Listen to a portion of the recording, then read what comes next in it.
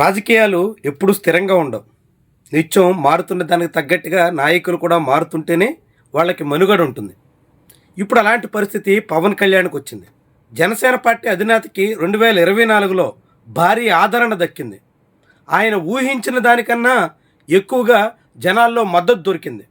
దాంతో ఇక తనకు తిరుగులేదు అనుకుని ధీమాగా వ్యవహరించారు. కానీ 2 ఏళ్ళు తిరిగేసరికి పెనుముప్పు అయితే పొంచి ఉంది అనే కనువిప్పు కలిగినట్టుగా కనిపిస్తోంది. జనసేన పార్టీని బలోపేతం చేసుకోవాల్సిన దశలో ఆయన పూర్తిగా కాడొదిలేశారు. పార్టీ అభివృద్ధి విషయాన్ని పక్కన పెట్టేశారు. పార్టీని పునరుత్తేజం చేసి నడిపిద్దాం అనేటువంటి ఆలోచన అక్కర్లేదనుకున్నారు. ఎన్నికల నుంచి మళ్ళీ ఎన్నికల వరకు అసలు పార్టీ పనే లేదు, ఉండదు అని పవన్ కళ్యాణ్ భ్రమించారు. కానీ ఇదే పవన్ కళ్యాణ్కి చాలా తీవ్ర స్థాయిలో సెగ తగలడానికి కారణమయ్యింది. నేరుగా పవన్ కళ్యాణ్ దగ్గర పలువురు కాపు నేతలు తీవ్రమైనటువంటి ప్రతిపాదనలు చేసేటంత వరకు వెళ్ళింది.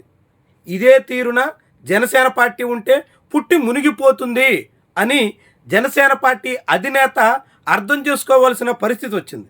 దీంతో ఎట్టకేలకు కళ్ళు తెరిచిన పవన్ కళ్యాణ్ ఇప్పుడు అనేక రకాల ఒత్తిళ్ల కారణంగా మళ్ళీ పార్టీని గాడిలో పెట్టే యోచన చేస్తున్నారు.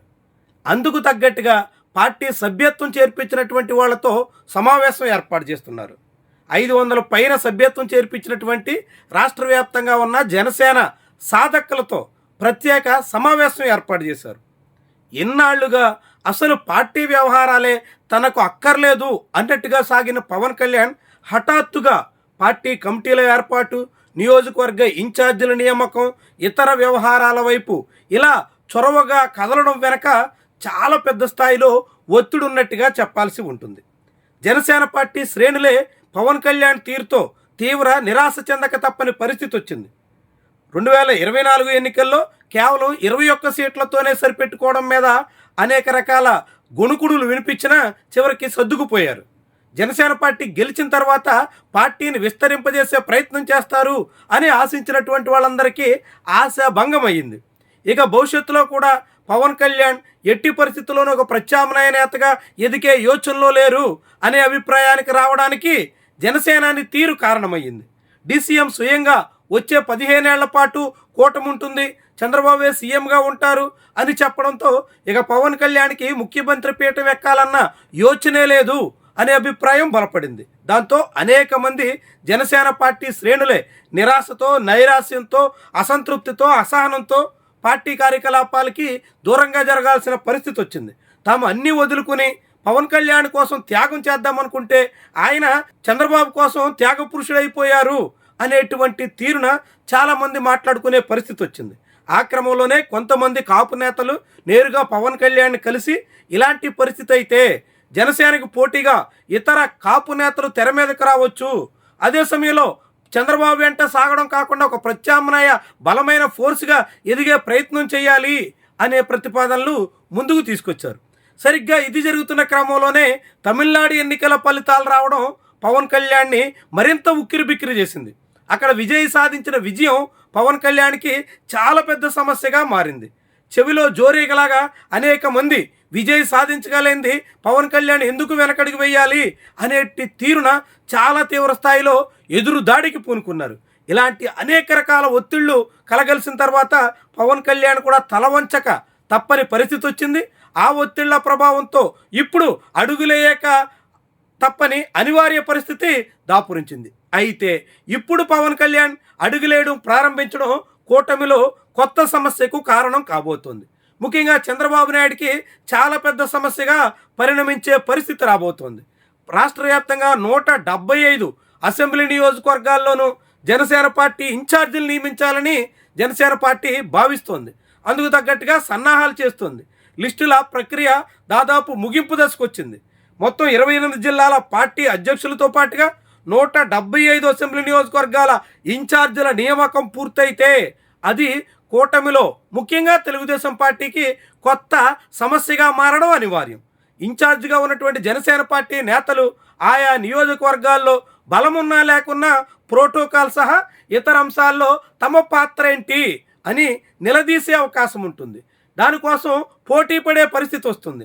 అందుకోసం ఎక్కడికైనా వెళ్ళడానికి కొందరు ప్రయత్నించే స్థితి దాపురిస్తుంది. ఇది కూటమిలో కొత్త కలహాలకి, అనేక వివాదాలకి, పలు తలనొప్పులకి దారితీసే పరిస్థితిగా మారడం అనివార్యం. ఇది గ్రహించిన కారణంగానే పవన్ కళ్యాణ్ ఇన్నాళ్లుగా ఎట్టి పరిస్థితుల్లోనూ పార్టీ పురోగతి విషయంలో, పార్టీ కమిటీల విషయంలో శ్రద్ధ పెట్టకూడదు అని సీతకన్ను వేశారు. కానీ ఇప్పుడు అలాంటి పరిస్థితి పవన్ కళ్యాణ్కి కూడా లేదు.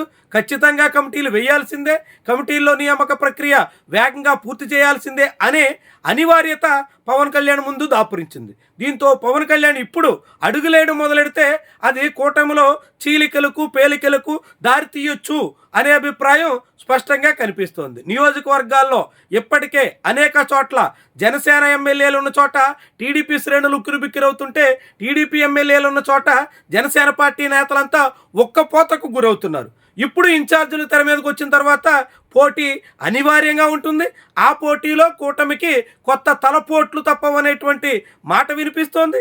ఇది అనేక రకాల పరిణామాలకి, ఆంధ్రప్రదేశ్లో రాజకీయంగా కీలకమైనటువంటి మార్పులకు కూడా దారితీసినా ఆశ్చర్యపడాల్సిన పని లేదు.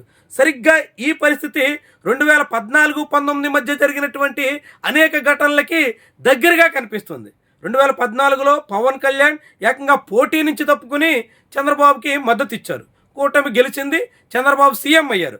ఆ తర్వాత 2016 వరకు చంద్రబాబు 3 టర్ములు ముఖ్యమంత్రిగా ఉండాలి అనే నినాదం పవన్ కళ్యాణ్ పలుమార్లు వినిపించారు.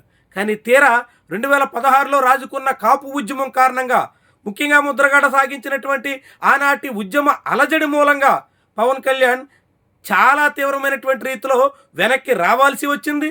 పవన్ కళ్యాణ్ నేరుగా చంద్రబాబుని ఢీకొట్టాల్సి వచ్చింది. చంద్రబాబుకి వ్యతిరేకంగా మారక తప్పని పరిస్థితి వచ్చింది.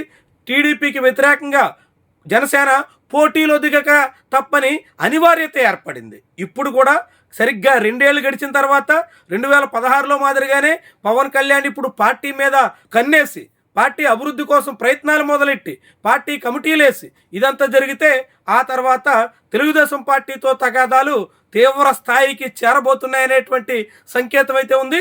ఇది జనసేనాని చంద్రబాబు నాయుడు మధ్య కొత్త విభేదాలకి, కొత్త సమస్యలకి, కొత్త వివాదాలకి ఆజ్యం పోసే అవకాశం అయితే ఉంటుంది. అయితే వాళ్ళిద్దరూ అంత తేలిగ్గా దూరం అవుతారా, అంత సునాయాసంగా చెదిరిపోతారా, ఇలాంటి అవకాశం అయితే ఇప్పుడు లేదు. కానీ భవిష్యత్తులో అలాంటి పరిస్థితి రావచ్చు అనే దానికి ఇప్పుడు జరుగుతున్నటువంటి పరిణామాలు అయితే ఊతమిస్తాయని మాత్రం చెప్పొచ్చు.